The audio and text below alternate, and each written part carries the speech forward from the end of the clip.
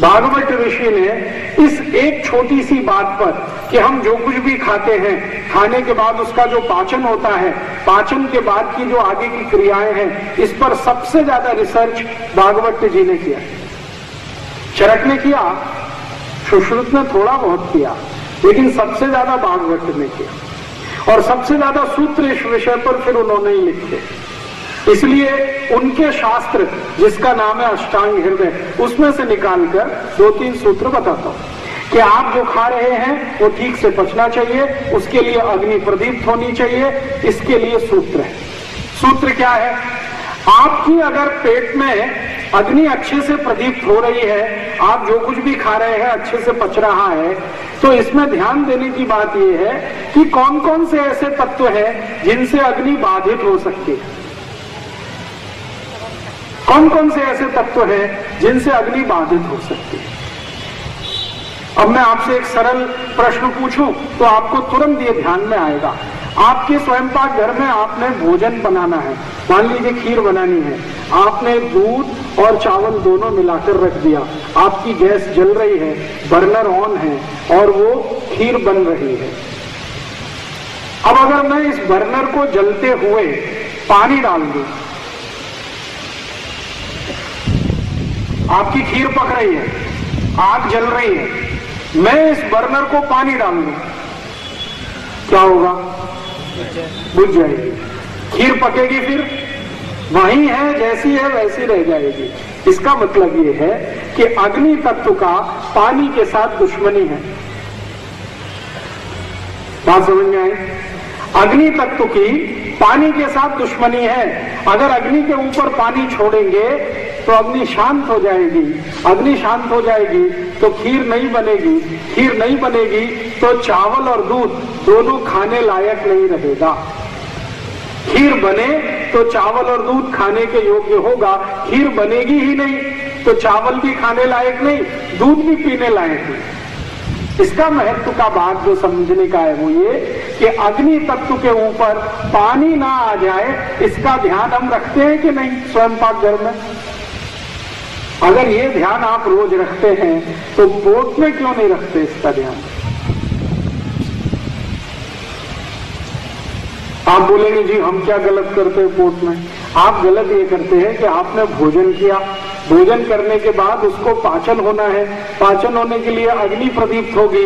जैसे ही आपने भोजन किया फिर गट गट गट गट लोटे पे लोटा पानी पीना शुरू कर दिया। अब क्या होगा? अग्नि बुझेगी, क्योंकि पानी और अग्नि की दुश्मनी है। अब लोटे पे लोटा पानी पीते जाएंगे तो अग्नि तो बुझ गई, अब भोजन कैसे पचेगा? स्वयंपाक घर में भोजन कैसे बनेगा? अगर अग्नि बुझ गई, पानी डाल दिया तो वहां जो स्थिति है वो ही पेट में हो जाएगी। और अगर भोजन नहीं पचेगा तो फिर क्या करेगा? सड़ेगा। और सड़ा हुआ भोजन भागवत ऋषि के अनुसार 103 रोग पैदा करेगा। एक नहीं, 103। मतलब सीधी सी बात यह है कि जो लोग भोजन के बाद गट गट लोटे पे लोटा पानी पिएंगे उनको जिंदगी में 103 रोग जरूर आएंगे। अब 103 रोग आएंगे तो डॉक्टर के तो मजे आएंगे और आपके घर का पैसा जाएगा। आप रोडपति हो जाएंगे, डॉक्टर करोड़पति हो जाएगा। ये 103 रोग कौन कौन से आएंगे उनकी सूची है। भागवत संहिता जिसका नाम है अष्टांग हृदयम, उसमें पूरी सूची है कि जो लोग भोजन के बाद गट गट गट गट पानी पीते हैं उनको 103 रोग कौन कौन से आते हैं। सबसे पहला रोग पेट में जलन होना, जिसको आप कहते हैं एसिडिटी। जो लोग भी खाने के तुरंत बाद पानी पीते हैं 101% नहीं 201%, 1000% उनको एसिडिटी होती ही है। आज नहीं तो कल, कल नहीं तो परसों, 2 साल बाद, 5 साल बाद होने ही वाली है। एसिडिटी तो होना ही है। पेट में जलन तो होने ही वाली है, और ये पेट की जलन आगे बढ़ते बढ़ते छाती तक आती है, फिर छाती में जलन, और आगे बढ़े तो गले में जलन, फिर पूरे शरीर में जलन, किसी को यहाँ पाँव में जलन, किसी को यहाँ गुर्दे में जलन, पूरा शरीर में आग ही आग, आग ही आग। और ये अगर आग फैल गई तो पित्त बिगड़ता है, और पित्त बिगड़े तो शरीर भी बिगड़ता है, और शरीर बिगड़े तो जिंदगी बिगड़ती है। इसलिए ध्यान इस बात को देना है कि स्वयं पाक घर में दूध और चावल को पकाते समय आग का जलना बहुत जरूरी है, ऐसे ही हमारे शरीर में खाना खाने के बाद आग का जलना बहुत जरूरी है ताकि भोजन ठीक से पके। इसके लिए पानी का और आग का मेल नहीं है, तो मतलब सीधा सा ये है कि खाना खाने के बाद पानी मत पियो।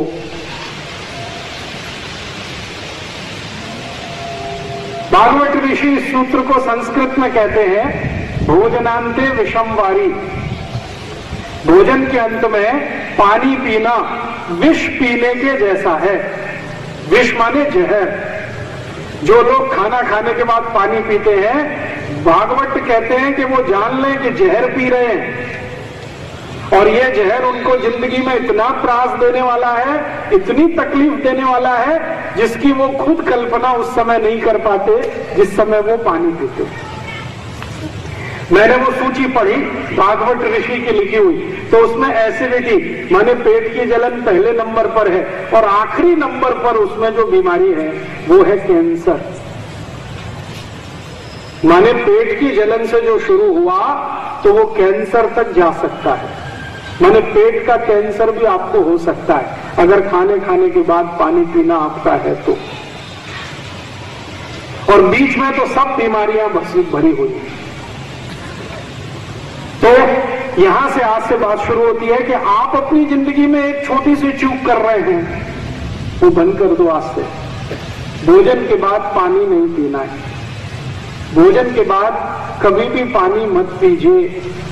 भोजन के बाद पानी अगर पिएंगे तो तैयार रहिए 103 रोग आएंगे।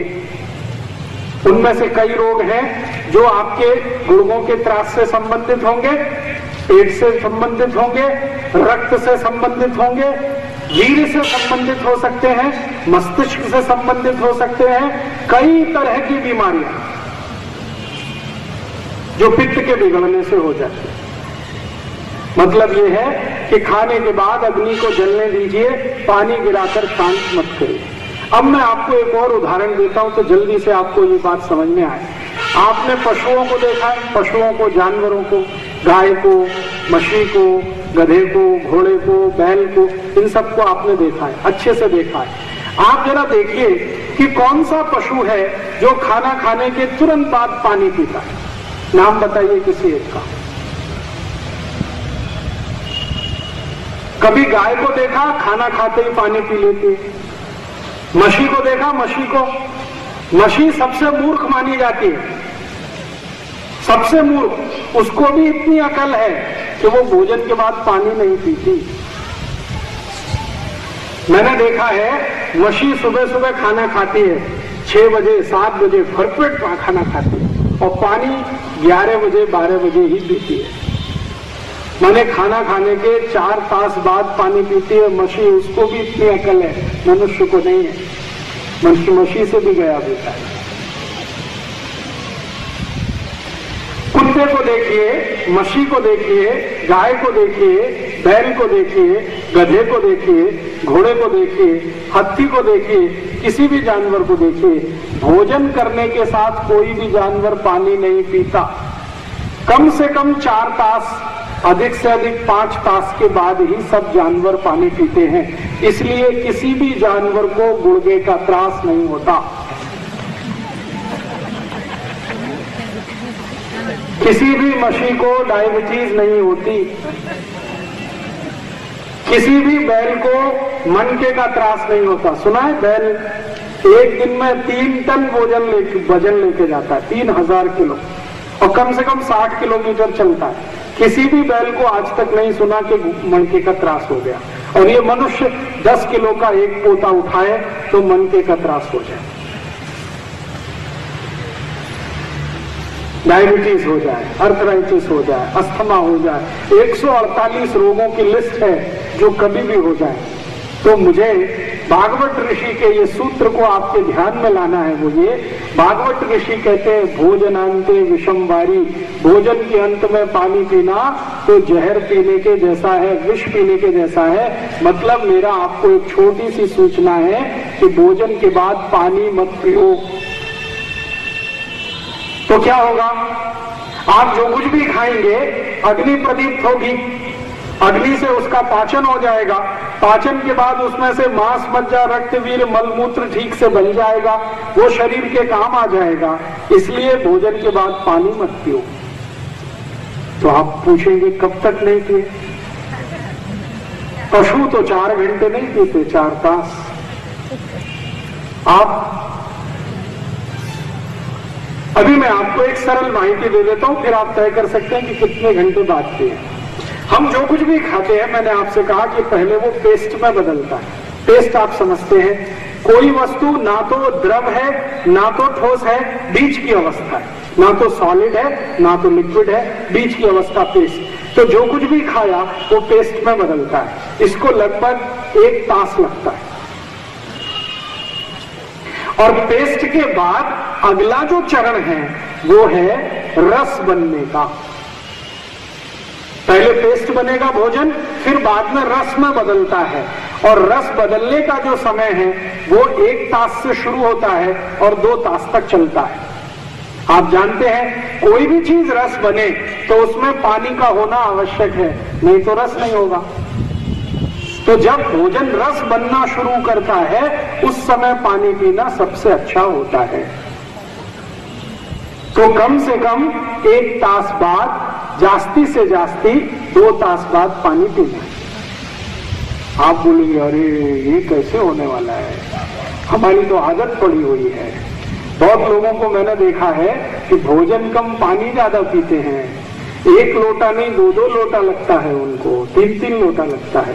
ये आदत बदलनी पड़ेगी, नहीं तो आप स्वस्थ नहीं रह सकते। अगर आपको स्वस्थ होना है, पेट के रोगों से मुक्ति पानी है, तो भोजन के बाद पानी पीना तो बंद करना ही पड़ेगा। तो आप ये पूछ सकते हैं कि कुछ और पी सकते हैं क्या? हाँ, कुछ और पी सकते हैं। भागवत ऋषि ने एक सूत्र लिखा, उसमें पहला सूत्र तो ये भोजनांते विषमवारी, भोजन के अंत में पानी पीना विष पीने के बराबर है, माने पानी मत पियो। 1 तास से 1.5 तास के बीच में पानी पियो।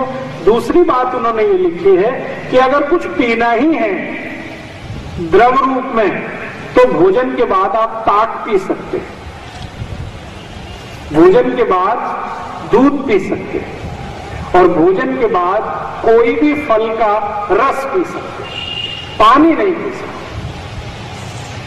ताक पी सकते हैं, दूध पी सकते हैं, फल का रस पी सकते हैं, पानी नहीं पी सकते। अब आपके मन में तुरंत एक प्रश्न आएगा कि ताक पी सकते हैं, पानी क्यों नहीं पी सकते? ताक में भी तो पानी ही है कि नहीं? दही तो थोड़ा ही है, पानी तो ज्यादा है। और दूध में भी तो पानी ही है, और रस में तो पानी ही पानी है। तो रस पी सकते हैं, ताक पी सकते हैं, दूध पी सकते हैं, तो पानी क्यों नहीं पी सकते?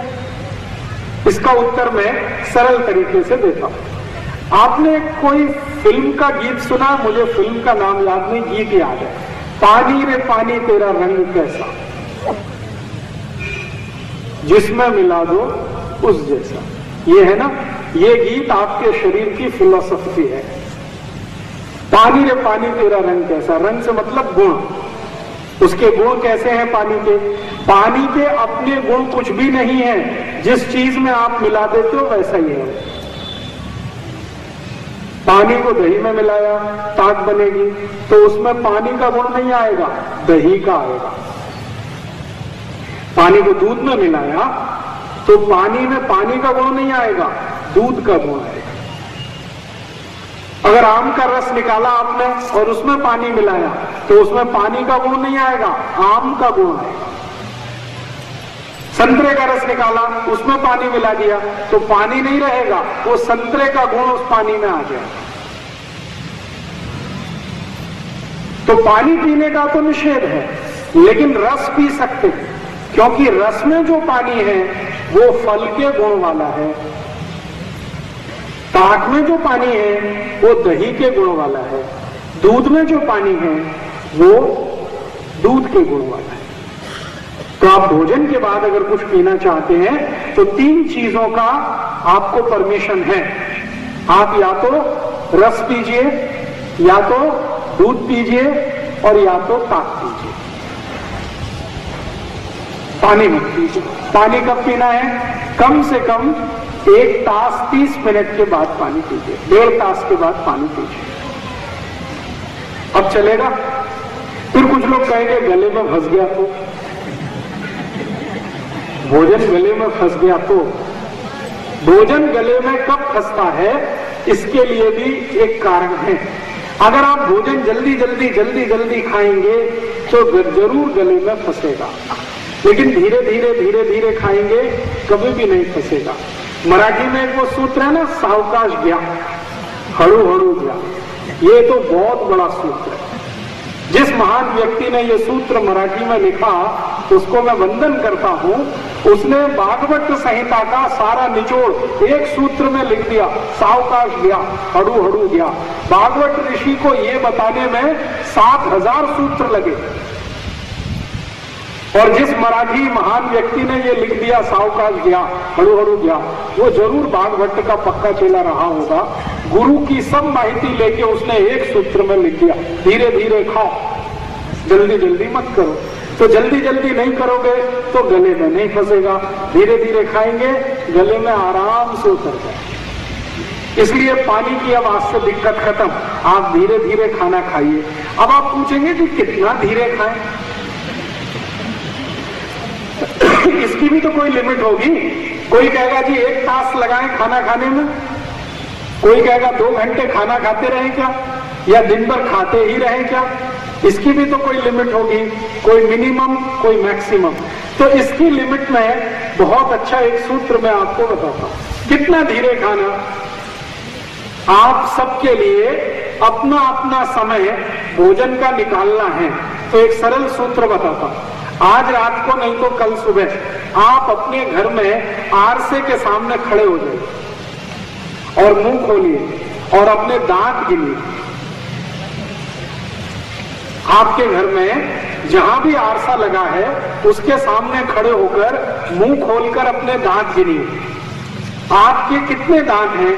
तो आप वो कहेंगे 32, कोई कहेगा 30, कोई कहेगा 28, कोई कहेगा 26। ऐसे सबके अलग अलग होंगे।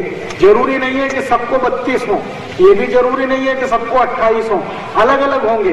तो सभी व्यक्तियों के लिए भोजन का समय भी अलग अलग तय होगा। तो आप पहले कल गिन लो अपने अपने दांत कितने हैं। जितने आपके दांत हैं उसके हिसाब से आपके भोजन का समय नक्की होगा। कैसे होगा? आपने भाकरी का एक टुकड़ा मुंह में रखा, तो जितने दांत हैं उतनी बार उसको चबाइए, उतना समय लगाइए। ये है सूत्र। आप कहेंगे जी 32 दांत हैं, तो भाकरी का एक टुकड़ा मुंह में रखिए, 32 बार चबाइए, गिनकर चबाइए। जिसको 28 है वो 28 बार चबाए, जिसको 26 है वो 26 बार चबाए। कोई कहेगा जी दांत ही नहीं है, तो ऐसा भी हो सकता है ना, दांत ही नहीं है तो उसके लिए भागवत ऋषि ने एक व्यवस्था की है। वो ये कहते हैं कि जिनको दांत नहीं है वो ऐसा भोजन खाएं जिसको चबाने की गरज ना हो। जैसे फल खाइए, फल खाइए, उसको चबाने की ज्यादा गरज नहीं है। आम खाइए, केला खाइए, चबाने की गरज नहीं है। नहीं तो फल का रस पीजिए, नहीं तो बासुंदी खाइए, बासुंदी, उसको बिल्कुल गरज नहीं है चबाने। बासुंदी खाइए, नहीं तो आप दही खाइए, ताक पीजिए, दूध पीजिए, खिचड़ी खाइए, शीरा खाइए, शीरा, चबाने की बिल्कुल गरज नहीं। तो ऐसी चीजें जिनको दांत नहीं है, खिचड़ी खाएं, शीरा खाएं, बासुंदी खाएं, दूध पिए, जूस पिए, फल खाएं, ये व्यवस्था है। और जिनको दांत है वो चबा चबा के भोजन खाएं। कितनी बार चबाना, सूत्र मैंने आपको बता दिया। आप अपने आरसे के सामने आज रात नहीं तो कल सुबह दांत गिन लीजिए, जिसको जितने दांत है उतनी बार आपको चबाना है। भाकरी का एक टुकड़ा, रोटी का एक टुकड़ा मुंह में रखना, 32 बार चबाना, गिनकर चबाना।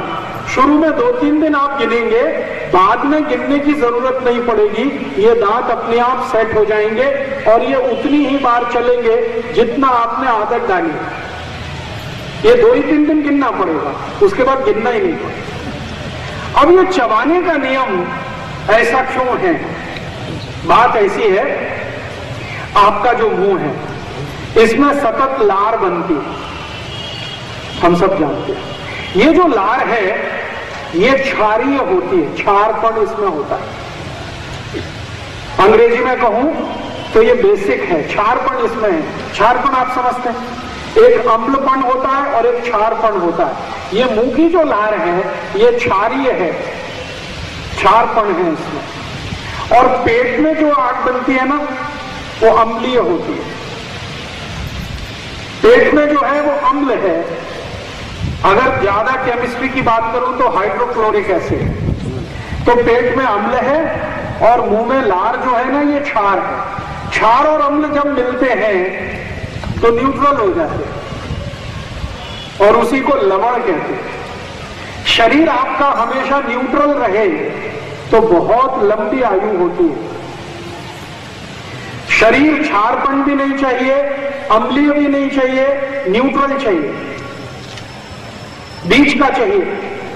अब शरीर आपका न्यूट्रल रहे इसके लिए मुंह की जो क्षार लार है क्षारीय, वो पेट के अम्ल से मिलती रहे तो आपका सब कुछ न्यूट्रल रहेगा। तो इसलिए आयुर्वेद ये कहता है कि जास्ती से जास्ती लार क्षार के रूप में है वो अंदर जानी चाहिए, और ये जास्ती से जास्ती अंदर तभी जाएगी जब आप उसको चबा चबा के खाएं। इसलिए आयुर्वेद ने कहा है कि भोजन को चबा चबा के खाइए, धीरे धीरे चबा चबा के खाइए, ताकि जास्ती से जास्ती लार भोजन के साथ मिले, पेट में अंदर जाए, पेट का अम्ल और मुंह की लार का क्षार दोनों मिलकर न्यूट्रल बने तो शरीर आपका जीवन भर निरोगी रहे। जिनके शरीर में न्यूट्रलिटी रहती है उसको दूसरी भाषा में मैं कहूं वात पित्त कफ तीनों का संतुलन रहता है। न्यूट्रल होने का माने वात पित्त कफ तीनों का संतुलन होना। और आयुर्वेद ये कहता है कि शरीर में वात पित्त कफ का असंतुलन होना ही रोग का कारण है। तो वात पित्त कफ तीनों का संतुलन होना ही निरोगी होने का आधार है। तो वात पित्त कफ तीनों आपका निरोगी माने वात पित्त कफ तीनों संतुलित रहे, आप जीवन भर निरोगी रहे। इसके लिए ये सूत्र है कि भोजन को धीरे धीरे चबा चबा के खाइए। अंक संख्या मैंने जो बताई है, आरसे के सामने खड़े होकर दांत गिनिए, 3-4 दिन दांत की संख्या के हिसाब से चबाना करिए, आदत पड़ जाएगी। उसके बाद अपने आप जिंदगी भर ये चलता रहेगा, पानी पीने की जरूरत नहीं पड़ेगी। अब आप आखिरी कोई इस विषय में प्रश्न कर सकते हैं, वो ये कि क्या कभी भी पानी नहीं पिए? हाँ, आयुर्वेद तो यही कहता है कि आप कभी भी पानी ना पिए तो अच्छा है, लेकिन कोई विशेष परिस्थिति आपके साथ है। विशेष परिस्थिति क्या हो सकती है? मान लो आपको कोई ऐसा रोग हुआ है गले में कि आसानी से खाना उतरता ही नहीं है, पानी पीना ही पड़ता है तभी खाना उतरता है, ऐसी कोई स्थिति हो सकती है। या कोई और विपरीत परिस्थिति बन गई हो शरीर में, तो ऐसी स्थिति में आयुर्वेद ये कहता है कि जब कोई मर्यादा आपके साथ लगी हुई है और आप बिना किसी कारण कर नहीं सकते उसको तोड़ने का साहस, तो ठीक है, फिर आप थोड़ा पानी पी सकते हैं, लेकिन वो पानी भी कौन सा? गरम किया हुआ पानी थोड़ा पी सकते हैं, लेकिन सबके लिए नहीं है। कोई विशेष परिस्थिति किसी व्यक्ति के साथ है, उसके लिए है। तो बात समझ में आ गई। एक सूत्र मैंने आपको बता दिया, एक सूत्र जो भागवत ऋषि ने लिखा, चरक ने भी वही लिखा, आत्रेय ने भी उसको कहा है, काश्यप ने भी उसको कहा है, सारे आयुर्वेद के महान ऋषि इस एक सूत्र पर सहमत हैं। भोजनांते विषमवारी, भोजन के अंत में पानी पीना जहर पीने के बराबर है, अर्थात भोजन के अंत में कभी भी पानी ना पिए, पानी के स्थान पर ताक पिए, दूध पिए, फल का रस पिए, पानी कभी भी न पिए। पानी पीने का समय उन्होंने निर्धारित किया है, भोजन के कम से कम 1.5 तास के बाद पानी पिए। आप कर सकते हैं इस सूत्र का पालन? कर सकते हैं? कौन कौन कर सकते हैं? जरा हाथ तो उठा दीजिए। ओ, इधर से बहुत कम हाथ उठे।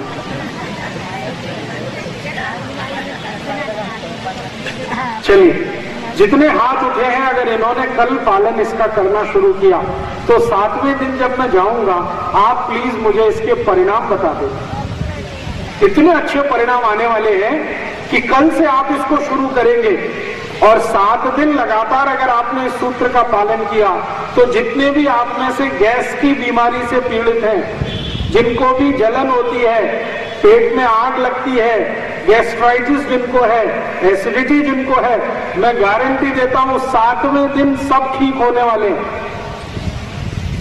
बिना किसी दवा के, मात्र इतने से सूत्र का पालन करके।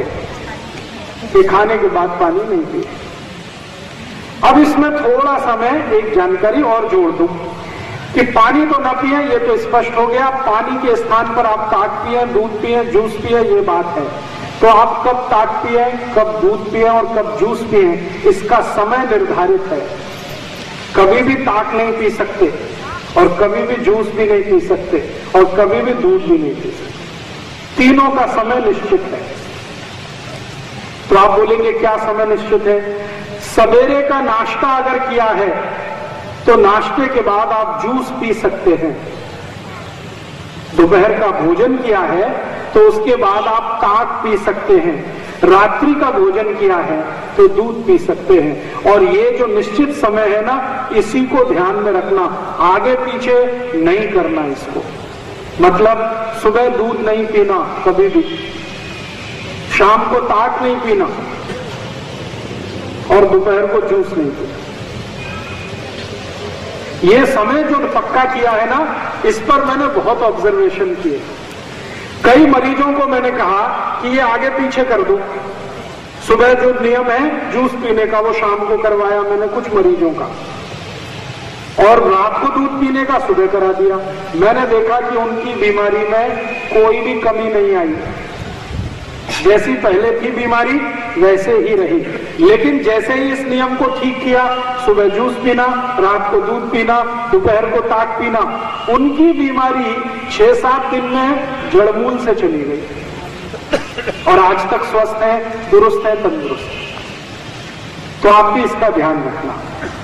सुबह का नाश्ता, उसके बाद जूस पी सकते, संतरे का रस, मौसमी का रस, ऊस का रस, आम का रस, तरबूज का रस, खरबूज का रस, द्राक्ष का रस, टमाटर का रस, गाजर का रस, पालक का रस, जो पीना है सुबह। और दोपहर का जो खाना खाया है उसके बाद ताक, और रात्रि को जो पिया है, खाना खाया है, उसके बाद दूध। इसको एक और समय के बाद, मैंने कल मैं बहुत विस्तार से बात करूंगा कि दूध और ताक और जूस, इनका समय क्यों निश्चित है। हमारे शरीर में 3 दोषों का हमेशा प्रभाव रहता है, वात का, पित्त का, कफ का। वात का प्रभाव जो होता है वो सुबह होता है सबसे ज्यादा। पित्त का जो प्रभाव होता है वो दोपहर को होता है सबसे ज्यादा, और कफ का जो प्रभाव होता है वो रात को होता है सबसे ज्यादा। तो सुबह के समय शरीर में वात बहुत होता है, वायु बहुत होती है, और सुबह के समय वायु बहुत आवश्यक है शरीर में। अगर वायु का प्रकोप ना हो तो आपको संडास नहीं होगी। और सुबह जिनको संडास नहीं हुई उनकी जिंदगी तो बहुत ही तकलीफ में आने वाली है। तो वायु का प्रकोप होने से ही मल और मूत्र दोनों शरीर के बाहर निकलते हैं। वायु है उसके वेग से ही ये बाहर निकलते हैं। अगर सुबह वायु का प्रकोप ना हो तो ये मल और मूत्र निकलेंगे ही नहीं, और ये नहीं निकले तो शरीर में जहर ही जहर हो जाए। इसलिए प्रकृति ने बहुत सुंदर व्यवस्था की है। सुबह शरीर में वायु का प्रकोप है तो वायु के प्रकोप को संतुलित रखे ऐसी चीज पीना सुबह सबसे अच्छा होता है। तो आप जानते हैं वायु को कौन संतुलित रख सकता है? एक उदाहरण से समझाता हूं। मान लीजिए 40 गांव में बहुत तेज आंधी चलती है, अंधड़ चलता है और अचानक से बारिश हो जाए तो शांति आएगी कि नहीं? वायु को शांत करने की ताकत पानी में है। तो सुबह चूंकि शरीर को वायु का प्रकोप बहुत है तो उस समय आप जूस पिएंगे, जूस में सबसे ज्यादा पानी है तो वायु शांत रहेगी। इसलिए सुबह का समय जूस पीने का है। और दोपहर का समय क्या होता है? पित्त की प्रकृति होती है शरीर को दोपहर को, क्योंकि सूर्य बहुत तेज होता है दोपहर को। सूर्य का पित्त के साथ सीधा संबंध है, सूर्य का अग्नि के साथ सीधा संबंध है। सूर्य जितना तीव्र होगा पेट की अग्नि भी उतनी तीव्र होगी, और अग्नि जितनी तीव्र होगी पित्त उतना ही तीव्र होगा। तो इसलिए दोपहर को पित्त को शांत करे ऐसी कोई चीज पीना बहुत आवश्यक है। तो पित्त को शांत करने की ताकत दो वस्तुओं में सबसे ज्यादा होती है, एक तो गाय के घी में और दूसरा दही की ताक। इसलिए आयुर्वेद ने कहा है कि दोपहर को भोजन के बाद आप ताक पिए। और रात का समय है वो शरीर में कफ बहुत होता है, तो कफ को नियंत्रित करने की जो ताकत है वो गाय के दूध में है, मशी के दूध में उतनी नहीं है। मशी का दूध कफ बढ़ाता है, गाय का दूध कफ को शांत करता है। तो रात को हमेशा दूध पीने की बात कही है। तो सुबह जूस पीना, दोपहर को ताक पीना, रात को दूध पीना। दूध जब भी मैं कहूंगा तो हमेशा ध्यान रखना गाय का दूध। आयुर्वेद के किसी भी शास्त्र में मशी के दूध की व्यवस्था नहीं है, क्योंकि जिन लोगों ने आयुर्वेद के शास्त्र लिखे हैं किसी ने भी मशी पालन नहीं किया। चरक के पास गाय थी, सुश्रुत ने गाय पाली, भागवत के पास गाय थी, काश्यप ऋषि के पास गाय थी, गौतम ऋषि के पास गाय थी, सबने गौ पालन किया है। मशी पालन सिर्फ यमराज ने किया है, और यमराज ने कोई शास्त्र नहीं लिखा है, वो तो मृत्यु के देवता है। इसलिए जहां भी दूध की बात आएगी आप ध्यान देना वो गाय का ही दूध है। तो रात को पीना है वो गाय का दूध पीना है, मशी का नहीं पी लेना, नहीं तो मशी जैसे ही होने वाली है। हाँ, मशी कैसी है आप देख लो, फिर दूध पियो उसका। सड़क में मशी खड़ी है, सामने से ट्रक आएगा, पीछे से बस आएगी, दोनों हॉर्न बजाएंगे, मशी हटेगी नहीं, वहीं खड़ी रहेगी। बस हटेगी, ट्रक हटेगा, मशी नहीं हटेगी, वहीं खड़ी रहेगी। क्यों? उसको अक्ल नहीं है, बुद्धि नहीं है, क्योंकि मशी का दूध वैसा है, बिना अकल बिना बुद्धि का। और आप ध्यान दे दो, कहीं कीचड़ है, गंदगी है, मशी उसी में घुस जाएगी और घुस के आराम से बैठ जाएगी। फिर डंडे मारोगे तो भी नहीं निकलेगी, कीचड़ में ही घुस जाएगी। मशी को कभी भी आप देखो वो अपने बच्चे को नहीं पहचानते। मैंने एक बार एक परीक्षण किया, 10 मशी खड़ी थी, एक बेटा था मशी का बच्चा, वो 10 को घूमता ही रहा, अपनी आई को नहीं पहचान पाया और उसकी आई भी उसको नहीं पहचान पाई। फिर क्या हुआ, दूर एक 11वीं मशी पर खड़ी थी, वो उसके पास चला गया और वो मशी भी उसको ले गई अपने साथ। वो दोनों आई और बच्चे नहीं थे, लेकिन वो ले गई उसको अपने साथ। ऐसी मूर्ख है मशी। और मशी जो घर से निकल गई तो अपने से नहीं आती, पकड़ के लाना था, क्योंकि उसको समझता ही नहीं, कुछ भी नहीं समझता उसको। IQ उसका बहुत लो है, तो पियो दूध उसका, ऐसे ही होने वाले हैं। मछली का बच्चा जन्म लेता है ना तो जमीन पे गिर जाता है, 4-6 दिन तो ऐसे ही पड़ा रहता है, हिलता भी नहीं है, इतना आलसू होता है। जो गाय के बच्चे को देखो, जन्म लेते ही आधा घंटे में खड़ा हो जाता है, अगले आधे घंटे में जंपिंग शुरू कर देता है, और 1 घंटे बाद रनिंग, पकड़ नहीं सकते आप उसको, इतनी उसमें चुस्ती और फुर्ती है। तो दूध माने गाय का, मछली का नहीं। तो आप बोलेंगे जी 40 गांव में तो मछली ही मछली है। तो मेरी आपको एक विनती है, जो 40 गांव में मछली आ सकती है तो गाय भी आ सकती है। आप बोलेंगे जी हमारा तो दूध का ही धंधा है, धंधा करो, अपने लिए गाय का दूध पियो, रखो, धंधे के लिए मछली का। जो बंबई वाले हैं ना, पिलाओ इनको मछली का, पीने दो उनको।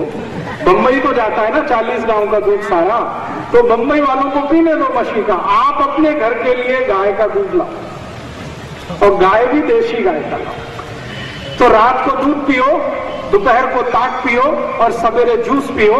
भोजन के बाद पीने के लिए जो है वो 3 चीजें हैं। पानी पीना है तो 1 घंटे 30 मिनट के बाद पीना सबसे अच्छा होता है। ये एक सूत्र है भागवत ऋषि का, चरक का, सुश्रुत का, भाव प्रकाश का, निघंटु का, काश्यप का, अत्रेय का, सभी महान ऋषियों ने ये एक सूत्र माना है कि ये सबसे आवश्यक है, इसलिए मैंने आपको ये सबसे पहले बताया। तो आपके शरीर का स्वास्थ्य अच्छा रहे, जीवन भर आप निरोगी रहें, रोग मुक्त रहें, तो इसके लिए पहला सूत्र पालन। भोजन के बाद पानी नहीं पीना है, 1.5 तास के बाद पीना है। भोजन के बाद अगर सुबह कुछ पिएंगे तो जूस, दोपहर को पिएंगे ताक, रात को पिएंगे दूध।